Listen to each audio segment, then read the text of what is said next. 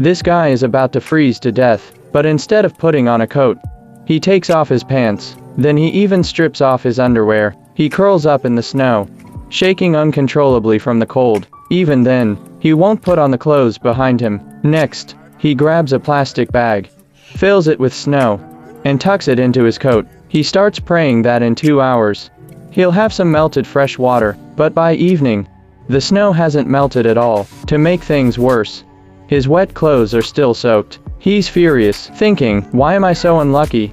Not only did he get lost while skiing, but he also fell into freezing lake water. While he's complaining, he suddenly spots a house with lights, not far up on a mountain. After being stuck in the snow for 2 days, he finally sees hope. At that moment, he cheers like a kid.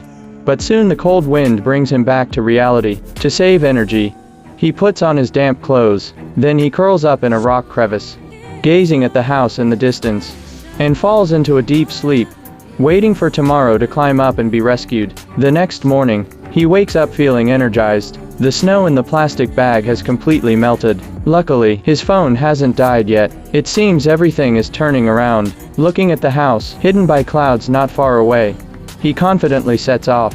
But as time passes, the sun gets more intense. After 3 days without food, his vision starts to blur. Suddenly, he feels dizzy, then collapses in the snow, dry heaving for a while. But since he hasn't eaten in so long, all that comes up is bile. Finally, he drags his weak body back to his feet. As he continues, he keeps his eyes tightly shut, to avoid feeling dizzy again. When he feels close to the top, he opens his eyes, but what he sees almost makes him faint again.